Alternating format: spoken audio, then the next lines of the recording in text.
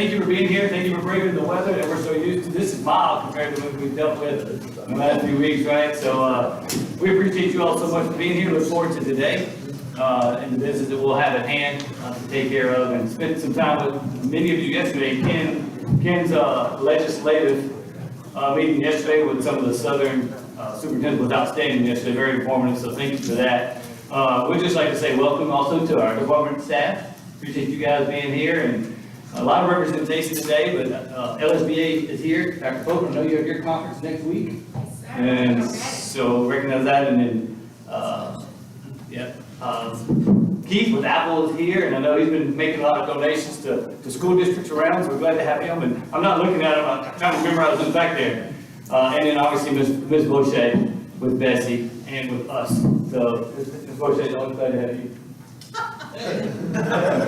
She saved the day for me yesterday, so. Wes, can I make a comment? Yes, ma'am. I just want to say that we really appreciate Keith because they've given a lot of money to schools, and we've been blessed with that. He Yep. goes to our parish and gave money to our schools, and it was a nice surprise for them considering all they've been through this year, so.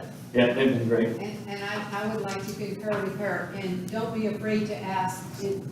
He doesn't say no to almost anything, and they're very, very supportive of the activities and things that you have going on in the district. So check him out. Well, he actually said no to me one time, Carrie. It is. No, I'm just kidding. He did not. He did not. And so, just kidding about that. And in fact, I want to let Keith, he asked to say a few words, and it looks like it's a perfect segue for that. Thought I have, last little recognition would be for Carl Bookhouse, David Claxton, that are going to be serving on the MFP task force today, along with Mr. Boucher, who is chairing that. So thank you guys for the work that y'all are going to do. Not like you have enough to do, Carl, and copy shoot, but taking that on, we appreciate that, and look forward to the work that you're going to do today. And thanks to everybody for your response. I know that was kind of a quick turnaround yesterday. Kind of stemmed from our meeting yesterday morning and kind of got caught up with us.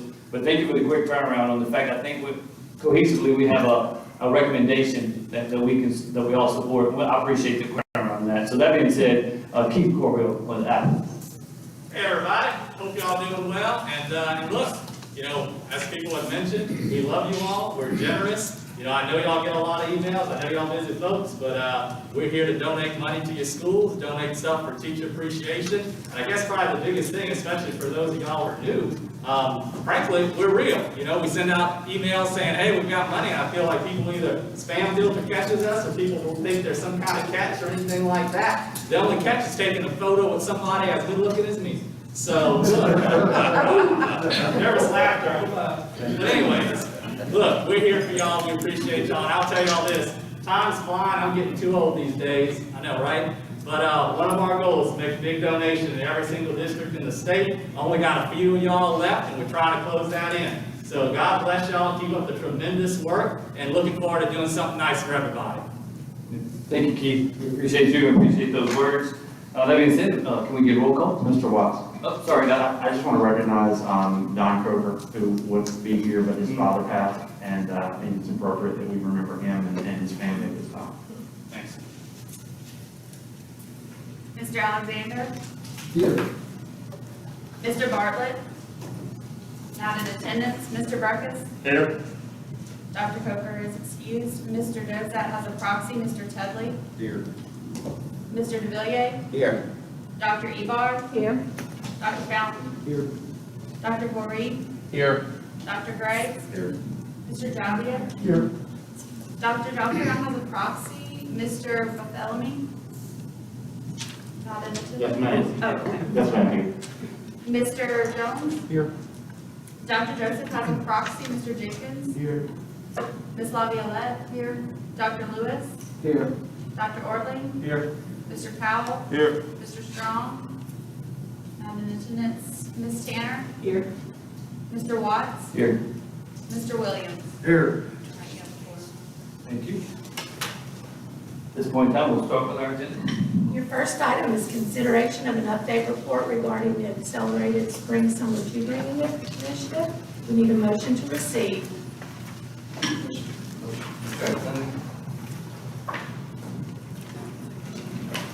Go on, second. Mr. Zig.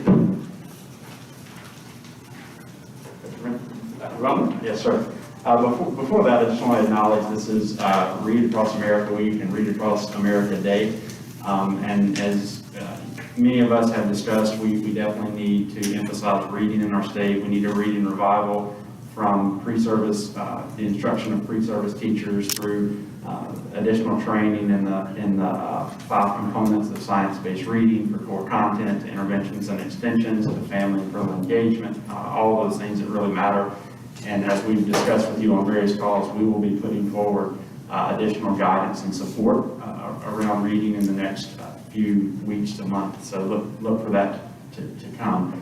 But the item that we have on the agenda today has to do with our Accelerate resources for both, what spring might look like in your school system, as well as what summer could look like in your school system.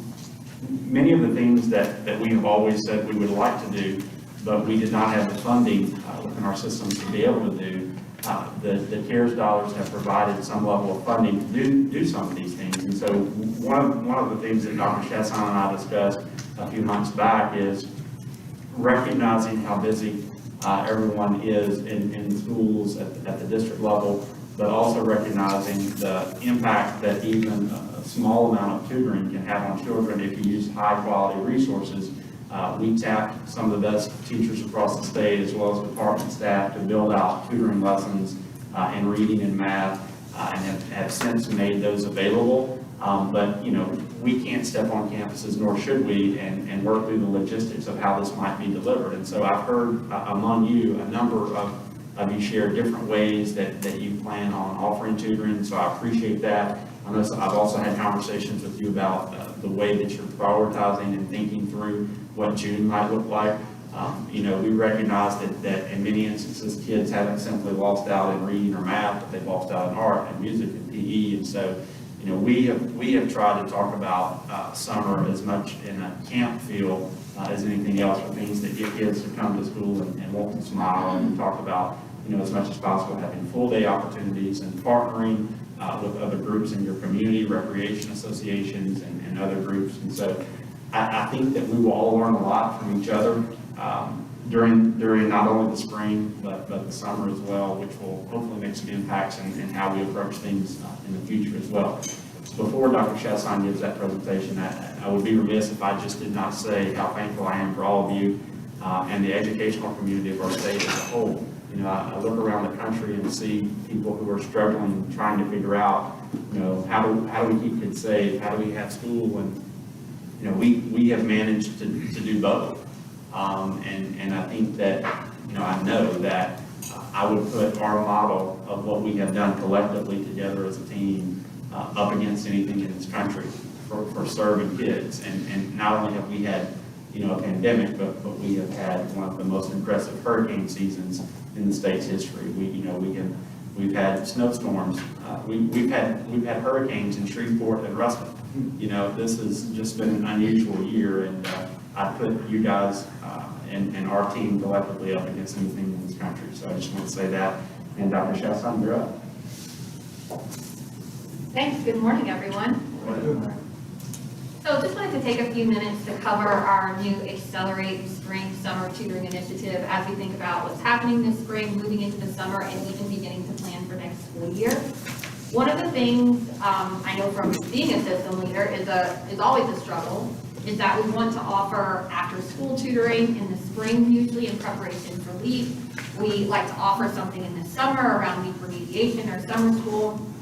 And so I know a lot of folks, I did for sure, struggle with what resources to use during that time outside of core instruction. And so that was something that we looked to help solve for and be helpful with. And that's where this Accelerate Tutoring Initiative comes from.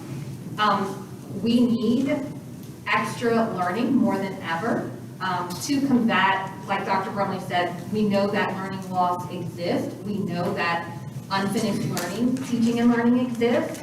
And so the remedy for that, we feel, is really to give extra time with high quality materials and effective instruction. And that's where the Accelerate strategy really comes from. So we looked across research on tutoring, And we said, what are the things that research has really shown that matter in tutoring and what really works the most? And that is what went into our Accelerate Implementation Guide that has been released and is linked here on this slide.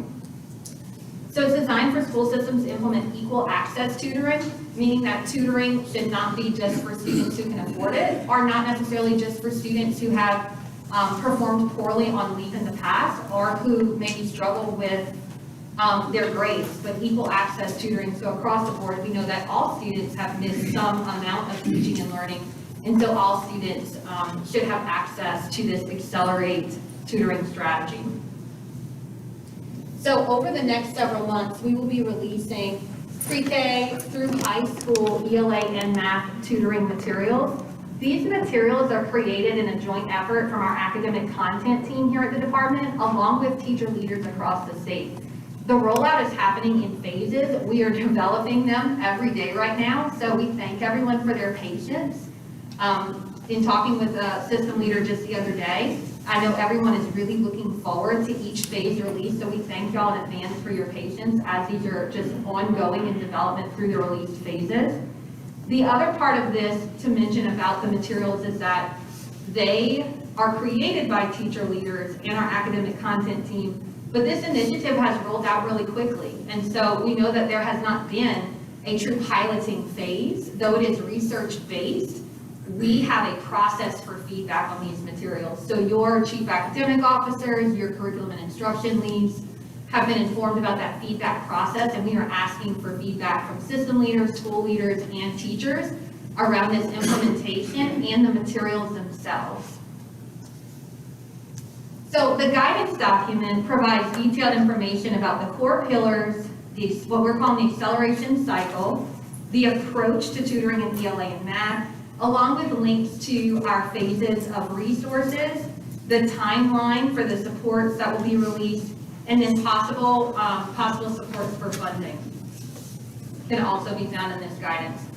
The core pillars are intentional structures, high quality materials, and effective instruction. And these are the three things that research points to as the most important specifics around tutoring implementation. And so intentional structures just talks about that access being equal, and that core instruction is sacred. So what we don't want to see happen, and what research shows does not work, is if we pull time for tutoring from core instruction time. So core instruction with grade level materials, high quality resources, is a sacred time that we leave in that schedule, and this tutoring happens outside of that core instruction time.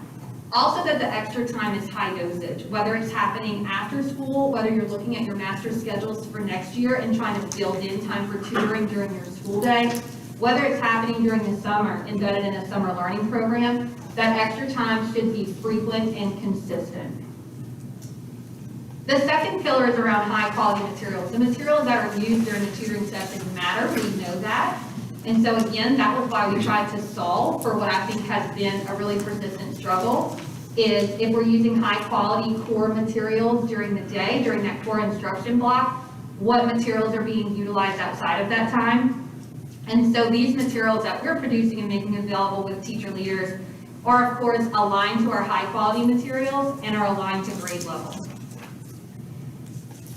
The third core pillar is around effective instruction. This is also acknowledging that the individual doing the tutoring matters, their skill level matters, and so instruction is individualized and the tutors should be effective teachers. The most effective teachers on our campuses should be the ones delivering this math and ELA tutoring. So these are just some supports. We have our Accelerate website linked on our Louisiana Believes, and our contact for this is M. Cooper, if anyone has any questions. Most of you know M. And this is designed, the Accelerate initiative is designed to also be embedded within a summer learning program. So the resources have begun rolling out for the spring. Some folks are already using them for after-school tutoring that you all maybe already had planned to do anyway. You're using them after school. We have some folks who have been able to work it into the school day. But as we plan for the summer and think about the summer, to Dr. Bromley's point, we're encouraging everyone to think about a summer camp type approach, something that looks and feels a lot more like camp and a lot less like summer school. And so we've also provided some guidance around how to plan for a summer learning program that embeds the Accelerate Tutoring Initiative within that day. So this looks like students having some sort of rotation between different enrichment activities and opportunities, and the Accelerate ELA and math tutoring would be embedded within their day. So really the sell of this is free quality childcare if you all prioritize your youngest learners. And this is a way to really provide a lot of different needs of children. We've heard from different system leaders who are planning on feeding, transporting, providing the tutoring within the day, and then to Dr. Brumley's point, partnering with other local entities who can help to provide different enrichment activities and services throughout the day. So that's really exciting to hear. And we just encourage everyone to think about their summer learning and what the possibilities could be there. And my team and I are happy to thought partner or answer any questions that anyone has as we do that planning for this summer.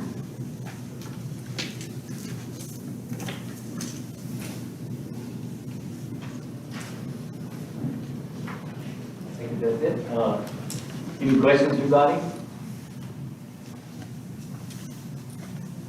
Any objection? Mr. Watts, since there are no questions, I just want to further communicate, the our desire that everyone would have, summer learning opportunities for kids in a more assertive approach than we've ever had before. And I hope everyone takes advantage of the funding that you have available in order to do this, and also think about, like Dr. Chasson said, not having kids approach it as summer school, but have a different feel. And this is where I think we're going to learn a lot from each other and have the opportunity to have those learnings impact what we do as we move forward. And I think we also have the opportunity to tap into individuals to support this, whether they're groups or they're retired educators or they're college students, to help us staff these programs as well. So I think it's a real opportunity to help kids, but also build some community support within your local systems as well. So thanks, Mr. Watts. Yeah, and just one quick question, and I might be the only one that don't know this, but as we build those staffs, it's structured to bring folks in to help support these programs in the summer. And it was just mentioned yesterday, I just heard it. I was under the understanding we could use CARES Act money for that stimulus money, for those stipends and pay for those folks. Yes, sir. So this is dealing with learning loss or learning recovery or learning acceleration, and so you can use your CARES funding to staff that. I'm just conflicting, and I will thank you for the clarification of that. Anybody else?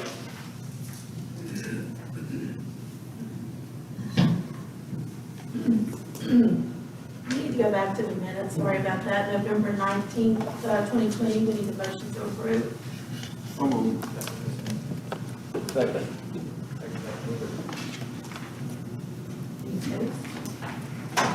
Any opposed? Motion passes. Next item is item 3.2, next page 8 in the packet. Consideration of an update report regarding CARES Act 2.0. Need a motion to receive. All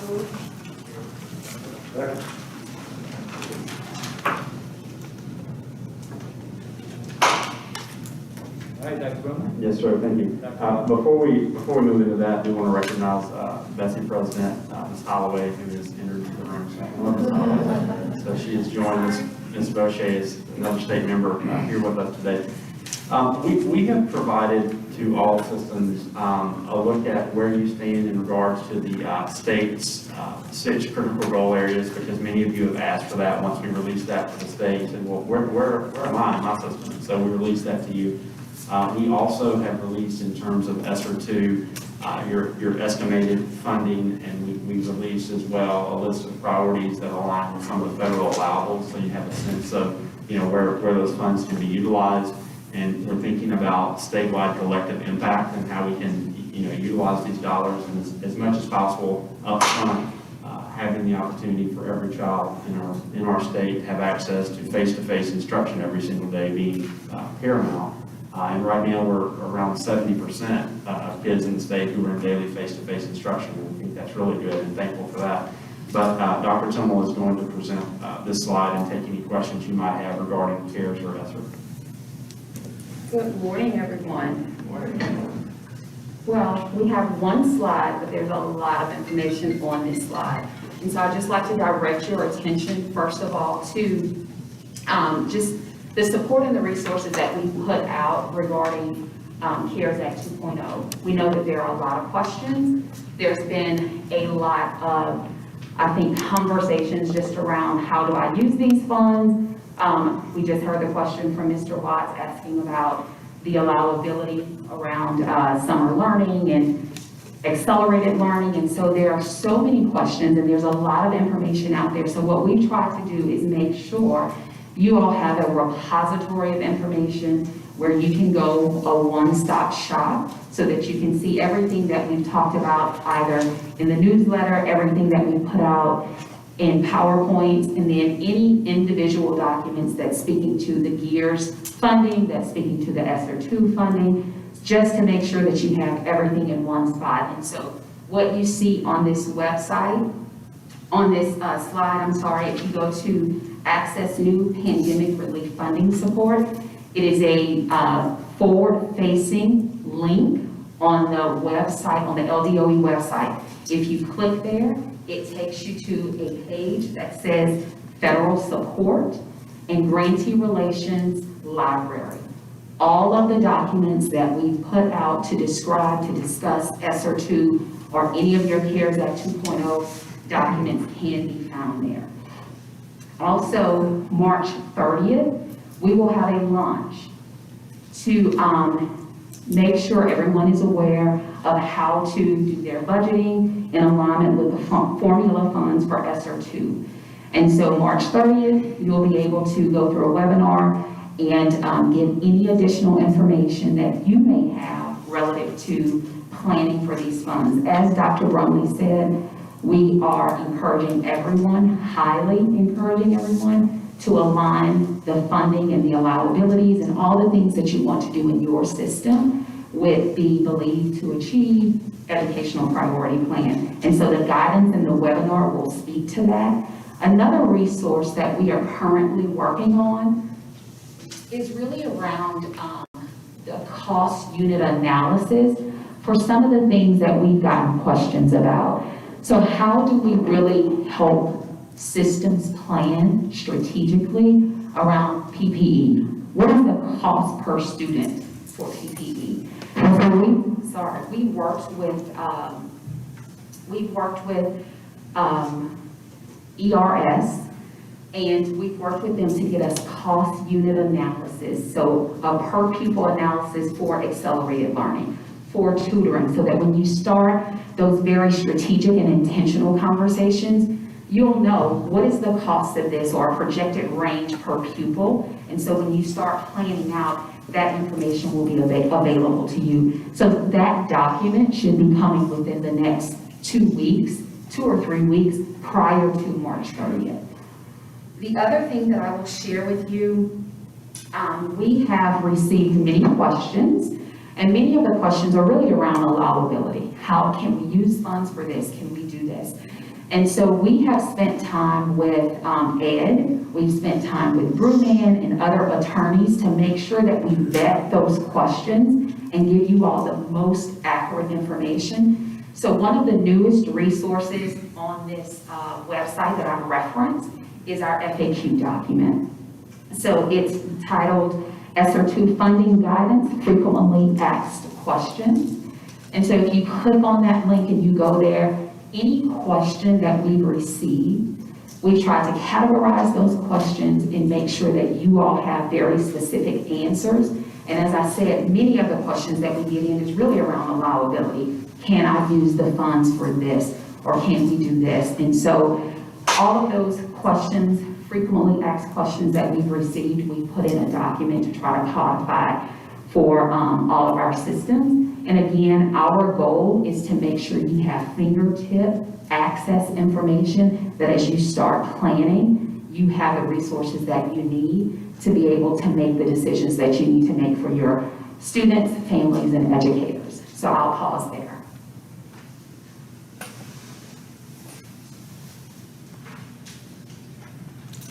If there are any questions, I can take them. If not, you have access to all the resources that you may need. Also, do not hesitate to reach out to us if you have those specific questions. As I said, we are working to respond to those and then give you all the most accurate and concise information to help you plan in your system. Good. Thank you, I really appreciate that very much. Kyle, ready to move on? Is anyone opposed to the motion to receive? Motion passes. Consideration of item 3.3 on page 9, consideration of an update report regarding the act and work use assessments. We need a motion to receive. I'll move. Second.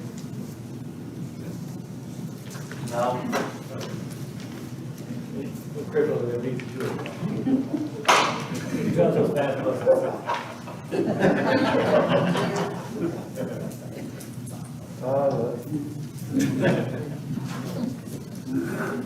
Dr. Brumley? I thought we were still talking about Kyle's butt. It goes fast, it goes about fast. Ms. Noel, Mr. Shackett, or one of you coming up for this report. So, as you all are aware, we have been looking at future accountability for some time and some reasonable shifts that we should be considering. We've talked a lot about K-2 specifically, and in fact, that's one of the objectives of the Superintendents Association is around K-2 and literacy. We've also talked and shared information to some degree around ACT and work keys, and I just want to take this opportunity today to bring that high school specific information to you one more time so that you have an opportunity to look at this, look at what we have been looking at and seeing so that you can get a better sense of where things are. As you know, right now, roughly 70% of high schools across the state have an A or B rating, and that number is about 40% for configurations that are, K1, K2, K8, K3, whatever all those other configurations might be. So there are reasons for that, but also we wanted to provide information to you today so you can see some of the relationship in the formula between ACT and work keys, and how those two act independently, but also how in many instances they influence each other in the way that points are stored. So at this point, Ms. Noel or Mr. Shackett, you are up. Thank you, Dr. Brumley. Good morning, everybody. We appreciate your time today. Like Dr. Brumley said, we're just providing an update here on some of the latest research in our accountability research agenda around the ACT and work needs assessments. So as Dr. Brumley mentioned, we have seen as we look at our data that there is disproportionality between the distribution of our letter grades for our K-8 configuration schools versus our high schools, where we see high schools performing significantly above where we see our K-8 schools performing. That is in no part due to the differences in what we're measuring between the K-8 formula and the high school formula. We're also very acutely aware in some of our recent outcomes in the high school space. So while Louisiana has seen great progress over time in our cohort graduation rate, that has recently stalled in the 2019 cohort. And additionally, our college enrollment rates have been somewhat stagnant over time as well, with some recent decreases as well. But most concerning for us is the ACT result over time for our state. Since 2017, 2018, we have seen a consistent decline in the state's overall ACT composite score. And we would like to point out that in 18-19, close to 7,000 graduates were not eligible for TOPS exclusively because of their ACT scores. So they met all their transcript requirements, but did not have the ACT score they needed to unlock TOPS and future opportunities for them. So we, because of all of this data, decided to dig deep into what we have on our ACT and work needs index, and we have some findings to present to you today. So a little bit of background on how the index works in accountability. Currently, we use the best composite score that a student has by grade 12, and we do not superscore, which means we currently do not take your science score and your math score and take the best of each section. We take the overall best composite score because that is consistent with what is used for TOPS eligibility. Work keys as an assessment, which is also produced by ACT, went into effect as part of accountability in the 15-16 school year. And currently, all students are eligible to have a work keys assessment counted regardless of what diploma pathway they are on. So at the end of grade 12, when we are calculating accountability results, we look at the highest composite score that the student has. We look at the highest work keys assessment score that the student has. We take whichever assessment yields the most points for that student, and that's what we use for that student's accountability results in the ACT work keys index. The way we get the points from work keys is based on a concordance table from the ACT that equates what different certificates outcomes equate to in terms of a composite score. And though intended originally in the development of work keys and accountability for Jumpstart students, it is available for all students, and as a result, we have seen in the most recent data that 65% of ACT work keys tests that are taken as of 1920 were taken by students who were not on the Jumpstart diploma pathway. As background, this is the point structure currently for our index. So ACT scores of 17 and below currently earn 0 points for a school. And we have around half the students in our state scoring 17 or below, unfortunately. Points start at 18, or the equivalent of a silver certificate for work keys. It increases. Our current standard for an A is a 21 ACT composite score. And as you see, it goes all the way up to 36, where you can get a maximum score of 150. As we look at ACT assessments taken over time and work keys assessments taken over time, we have noticed that there is a significant disproportionality in who is taking the work keys assessment. We do know that there are more TOPS University students than Jumpstart students in the state. It's about 3/4 of the students are TOPS University, around 1/4 are Jumpstart. And yet we see that even though the ACT work keys assessment is intended for students primarily on the Jumpstart pathway, the number of students who are taking the assessment is by and large disproportionately students on the TOPS University diploma pathway. And those assessment numbers have increased over time. When we look at the actual cost to systems, we have seen that the amount of spending going towards these tests at the LEA level have also increased over time. The state pays for one assessment of the work keys for students who are on the Jumpstart pathway. It does not pay for work keys assessments for students on the TOPS University diploma pathway. And so again, we've seen over time the amount of money that's being spent increase significantly for the work keys assessment.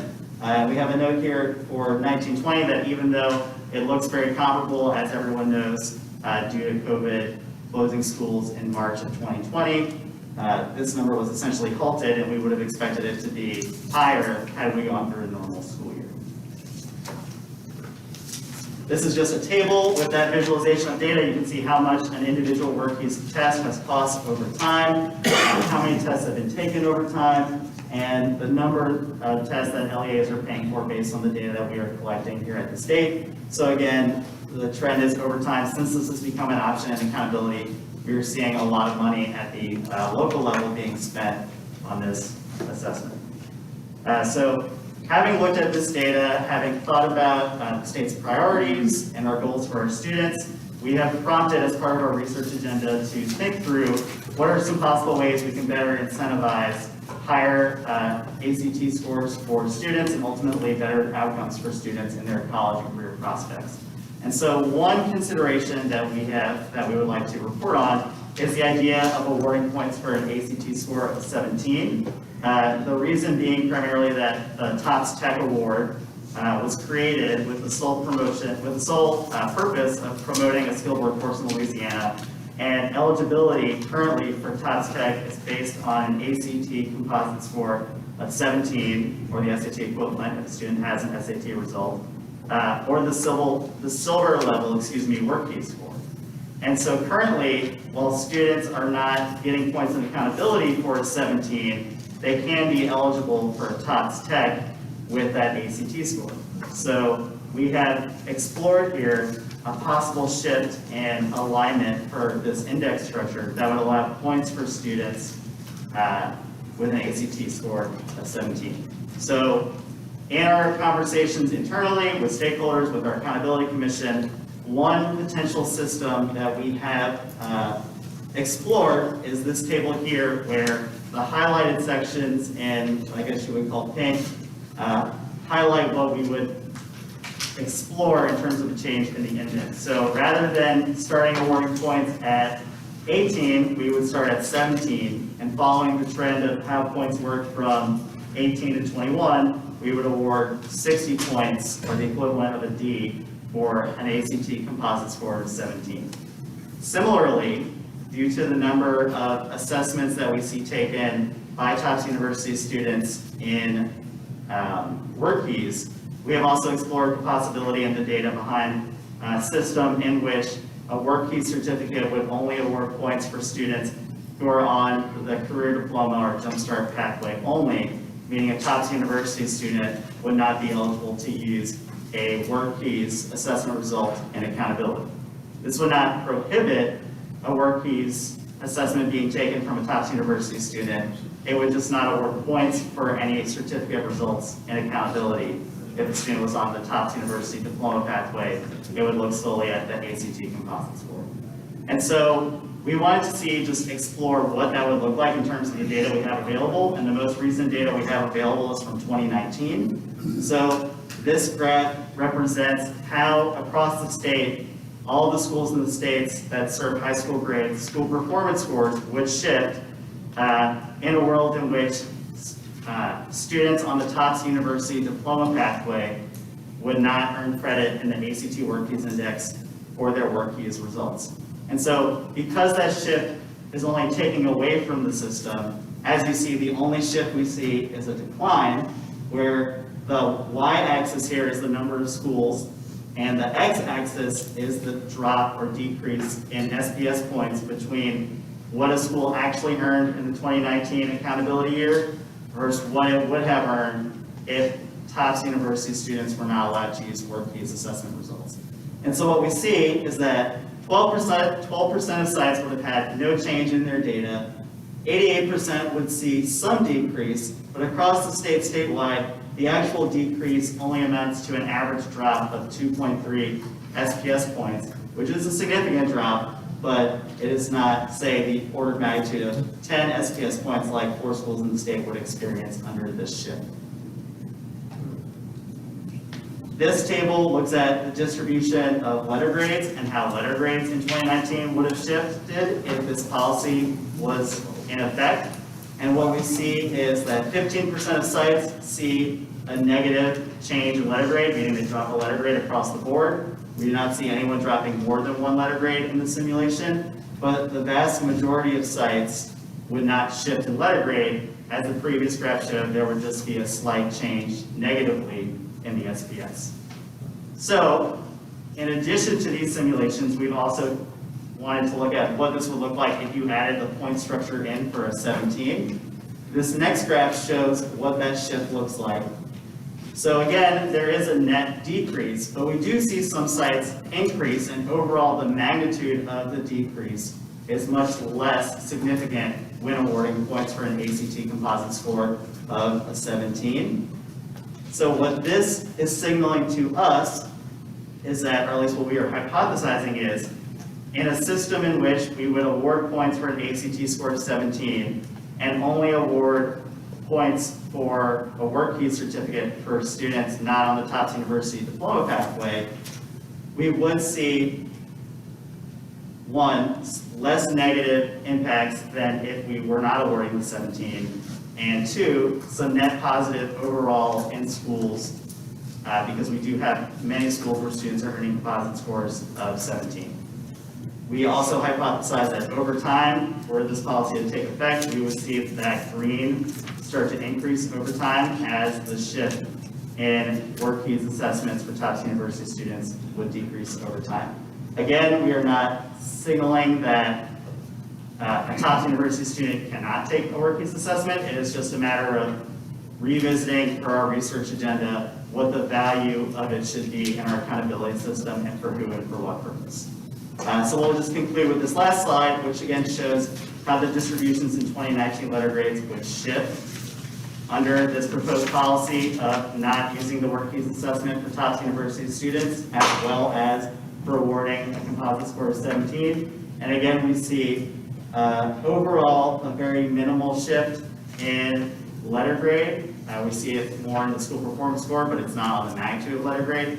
And again, we would expect that to stabilize over time. So again, we are just presenting research here on some of our thinking around how we can best improve outcomes for students in the high school space. And that concludes our presentation. I'm sure there are questions about this. I just have one real quick one. Since there's consideration for not letting the work key score count for the top university graduate, is there consideration for not having the ACT score count for the career diploma graduate? I just wonder what the thinking is there.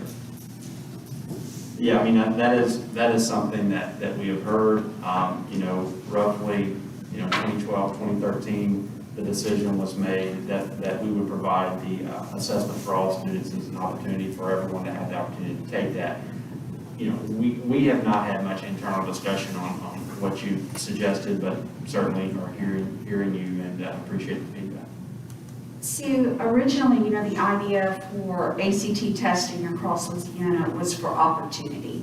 I mean, it is an opportunity for students who may not get an ACT chance test, that this is their opportunity. But also due to the fact that the career diploma came into play, was also the understanding that work keys served a purpose in that diploma track. And that is where the idea of the work key score counting in the ACT index actually started coming about. So, Jeff, I'm not sure that we want to eliminate an opportunity for an ACT test as much as we still want to give that, but really hone in on the opportunity for Jumpstart students to have that work keys assessment in place. Yeah, and I want to be clear, I'm all for every kid taking the ACT, 100% for it. I just noticed on one end, we're going to give an exception for accountability, but not the other. So I'm all for every child taking the ACT. I don't want it to be good. And there are times where the Jumpstart student comes out with a higher ACT score than the work keys exam. And that in that particular case, that school benefits with a reward of a higher point structure for them. So what I hear then is that that's probably not something that y'all would feel good about moving in that direction for those students, those Jumpstart students not having an ACT score count. We have not included that in this presentation today. It's not something that we have internally discussed, but as I mentioned, Mr. Powell, we're happy to talk about it. I think it's worth considering. I think the push for more students, our top university students, to take the work keys was partly because of the drastic jump in that from that 18 to 21. That was a massive jump for us and for our students overnight. Right, so I think it's about reasonable. From a policy standpoint, I mean, we're trying to think about, policy decisions that you make and what does that then incentivize, and then how does that in turn make something better for a kid. And whenever we look at like implementation of work keys, and then we see when that went in, I know Andrew can talk a lot more about this than I can, it corresponds with when we started to see the decrease in ACT. And so we have to think about, those things that we do and what are we then incentivizing to happen. And so we know that we want to see the ACT scores go up, and we know that through the implementation of the work keys, not only have we seen more of that, in fact, 70% of kids who are taking the work keys are university track students, which doesn't make a lot of sense other than in workforce-ready communities. And then we see local education agencies, even schools, that sometimes using their own general funds for more work keys testing, and it's costing LEAs over $1 million a year just to give students work keys who aren't even on the university track. I mean, who aren't even on the Jumpstart track. And I agree. I mean, I understand that piece of it. And I appreciate the thought for the ACT score give the points for that lower score, the 17. So, understand that. I guess my concern is, again, I really struggle all the time with forcing kids into track at such an early age. I mean, I changed it for 4 years of college. I guess I was mature as a 16-year-old. At 16, we're forcing them to choose. And what if that TOPS tech student changes their mind? I mean, that TOPS university student then says, I want to go a different route. And I know that we can nitpick this to death. That was just a thought that popped into my head listening to this. Some of those changes, and how do we reflect that in the accountability? Well, and I just want to make, so we saw the data, so we saw a dramatic increase in the amount of students taking the work keys, which has led to the emphasis that we as school systems have made.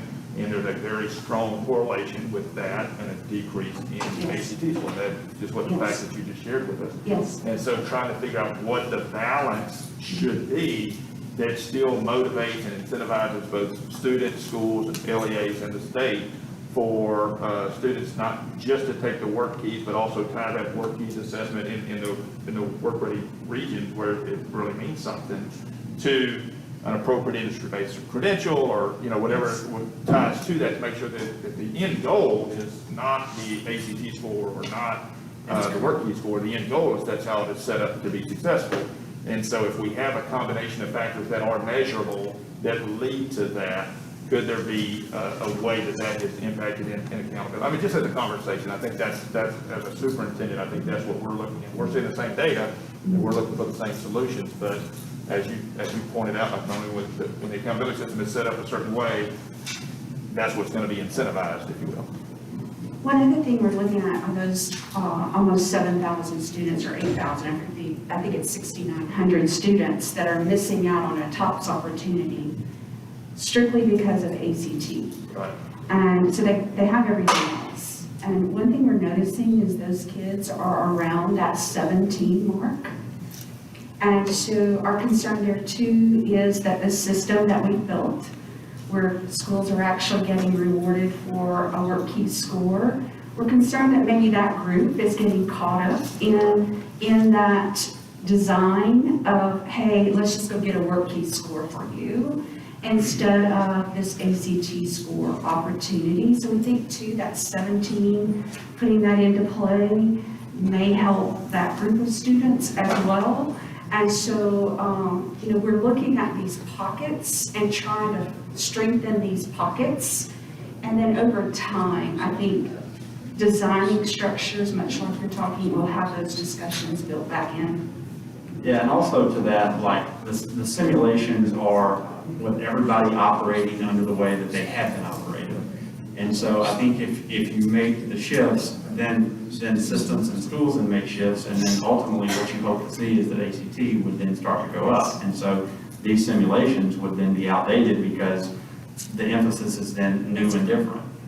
Very much. Okay, Mr. Alexander? Yeah, I just, I want to echo that I think there's more conversation that we could all use around whether we're going to, include ACT for everybody and work keys for only one section. I echo what Jeff was saying over there. And, when you bring cost back into it, what might happen now is that we're going to start paying for repeated ACT tests at the school level to continue to push that. We have a lot of students that at the end of their second year, they make a decision about pursuing the career diploma, the TOPS Jumpstart diploma. And at that point, they're really not, they really are on a pathway that's strong from high school to the workplace. They're not really incentivized by their ACT score. They have a plan there. They may be going to a 2-year, community college or whatever else. It's unimportant to them because their pathway doesn't require them to necessarily chase a particular ACT score.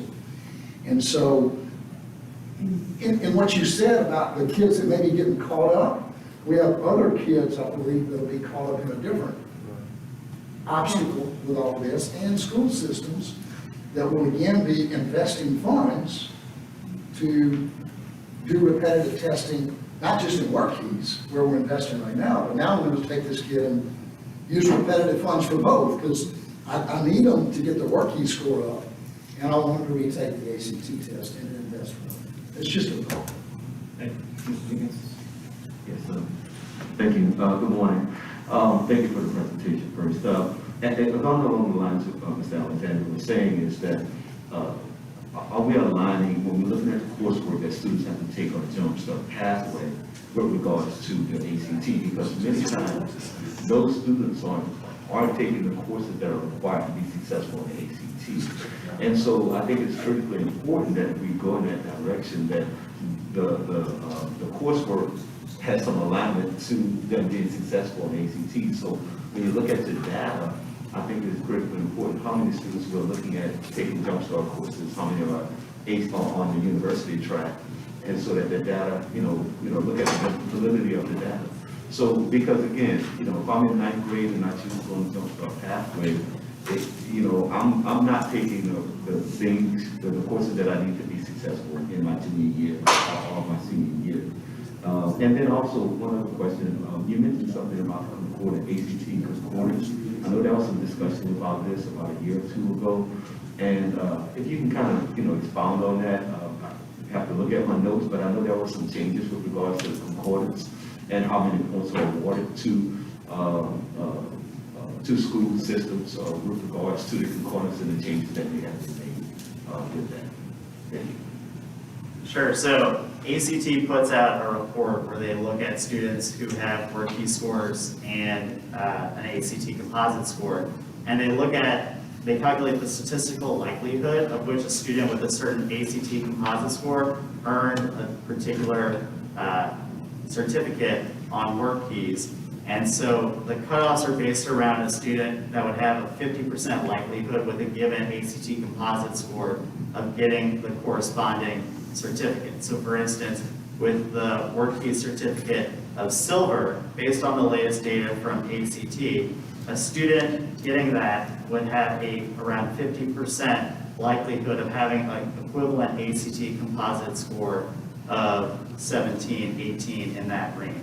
And so we actually have in policy in Bulletin 111 that we need to continually revisit the concordance table as ACT produces the latest data and bring back to our state board recommendations on where those point structures should land based on the latest data from ACT and where they're seeing the distribution fall. So that is why we are updating it on that frequency.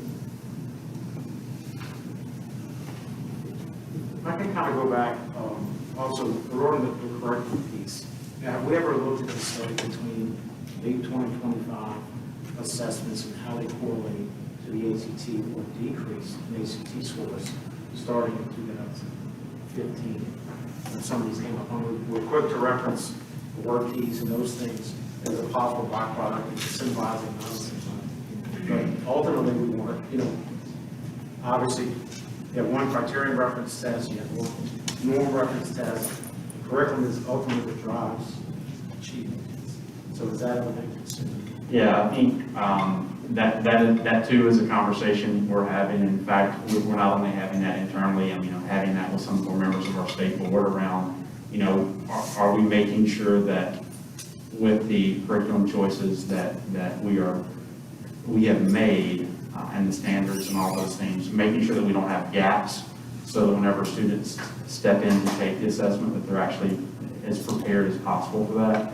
So, yes, internally, we are looking at that, thinking about that, looking to study that. So that is something that we will be doing. Which also includes courses at the high school level and the progression of courses, and whether or not we have the right courses in place for our curriculum as it moves forward. I think the easiest one to reference, that we could all easily reference, is like just grammar alone. And that's such a big piece of the ACT, but what emphasis do we give to that in our high school courses right now? So I think that's probably. I think that's a critical point. Yeah, because, from a teacher, sometimes that can be a conundrum for them. Am I pushing the lead because of the score on the lead versus what's best for a kid? We all understand that ACT has a bigger impact for a student than a lead score. We also don't want schools or teachers turned into ACT prep factories where instead of like thoughtfully teaching content, they're thoughtfully teaching how to take the test. So we have to be mindful, of that as well. One of the, for me, one of the most telling charts in here, if I take my educator hat off and I just pass this, piece of paper to somebody, on the street, I think one of the things that would stand out the most is that almost 70% of people who are taking work keys are people who are on university travel. And I think that there could be an argument there that doesn't make a lot of sense for us. And I understand scoring, I understand being at the school side, the system side, and SBS and DPS, but that really doesn't make a lot of sense if you look at it in an unbiased way, outside of workforce ready community. Okay. And I had wanted to, on Malcolm piggyback, what Ken started, and I've had this conversation with Kay before as well. The accountability system is one thing, and what our schools all want. But the legislature has, Thompson's 25% of the high schools, ACT, and workings together. And our legislature has made the ACT sole indicator of top scholarship. And that is extremely important to kids and families and communities and our state as a whole. So I really would like us as a state to analyze our standards and assessments, not just courses at the high school level to prepare a child for the ACT. We're starting, or we should be looking at our standards K to 12. We should be looking at our assessments 3 to 8, so that we're preparing that first grader, second grader, third grader, fourth grader, fifth grader for ultimately not just I don't know how to put it to make it not sound bad, the ACT assessment, but our standards should incorporate what's being assessed on the ACT. So that as we are teaching the child throughout his whole career and assessing the child throughout his whole career. And it probably isn't, I haven't done, obviously, an analysis. May not be that far, you may have to add in a couple of things or adjust or modify, and I realize you can't do that in 2 months. I realize it's a longer process. But I really think that if we're going to continue to put this emphasis on the ACT, not only school systems, DAPC, but the legislature as well, we have an obligation as educators to begin preparing your child from the very beginning of his educational career with us. Not waiting to look at the 9th and 10th grade assessments, but to look at our entire program, K to 12 as well. And I think that this aligns perfectly what you said, Dr. Brumley, about the English piece, the grammar piece, which is such a big part of the ACT. Yeah, how much are we teaching that nowadays? Mr. Alexander, you have another question or point? She said.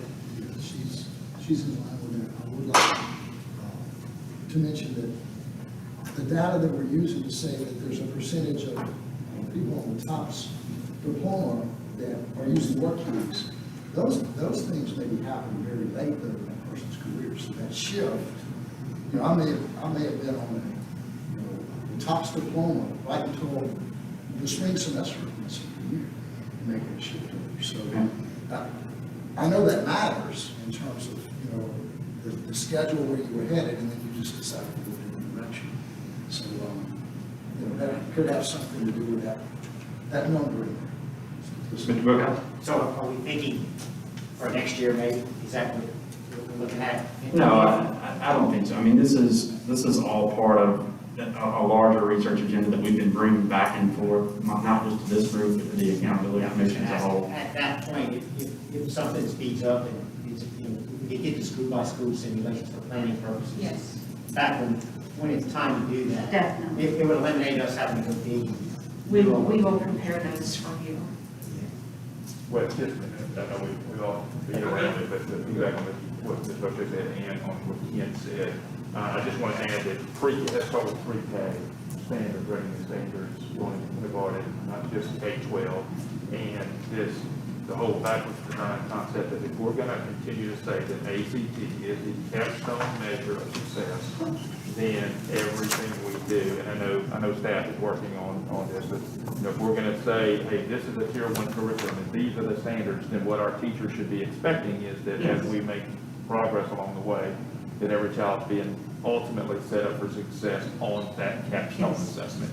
I think our data is showing that we're not there, so, and I just add to the point that it's pre-K all the way up. Yes, see, through these discussions and looking at this research, this visionary structures, we have already discussed the actual content standard review processes and how to create that same process with ACT right alongside it.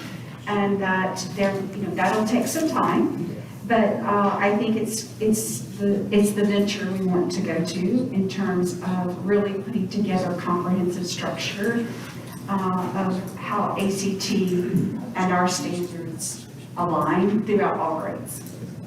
And so it starts very early on, and unfortunately, we only have 40% of Louisiana's kids who come to school in kindergarten on day one ready to be successful on day one. And so that's why our department continues to advocate for not only increased seats for early childhood education, but also improving the quality of those seats. Right now, my numbers could be a little off, but economically disadvantaged families in our state, 96% have access to a publicly funded seat. But when you start looking birth to 3, that number falls to about 7%. So only about 7% of families who are considered economically disadvantaged have access to a publicly funded seat for their child. And so 40% as a whole of our kids come to us ready on day one to be successful. And then, you look at 3rd grade mastery in English, and 46% of our kids are on mastery. So this doesn't start in 10th and 11th grade. I think that's what I'm trying to say. And so we have value to add across this entire system. And that's what we're trying to do. Specifically to ACT, though, I do want to recognize that we are using $2 million, and you've got some of this information already, but to provide an opportunity for a publicly funded ACT for every sophomore and senior this spring and this summer. Those funds will be distributed to you. You'll sign an assurance that's saying that, I'm going to use this to fund ACT for sophomores or seniors. We already have the test for juniors. It's publicly funded. But for sophomores, this extra opportunity in a time where so many families are challenged because of the economy due to COVID, it will give an extra opportunity for kids to be able to access maybe dual enrollment or advanced placement or IB. And then for seniors, it might be the test that ultimately gets them to college of their choice or TOPS or many other things. So we're excited to be able to provide that resource. Thankful that the governor agreed to allow us to do that because it's part of his year's funding for education. And so that process is rolling forward, and Mr. Bradford and his team have taken ownership of helping support that. So I just wanted to remind the group about that. Mr. Watts. I would say this, we're questioning some of these things. First of all, thank you for having us a part of the conversation, including us in that. But secondly, here's what I get from this, I think has been different in the past, that I feel like your focus is on kids. Y'all have started this from what's better for kids, whether we agree with every single piece of it or not. We're coming from that same perspective. I think that's a great thing, and we can merge those two things to do something that's great for the kids in our state. And I do feel like that's where y'all are coming from, and so I just thank you for that. We appreciate that, and we appreciate being included in this conversation. Because there are nothing's going to be perfect. There's going to be a lot of idiosyncrasies in these things. But anyway, thank you for putting the best interest of our students first and foremost. Any objections to this report?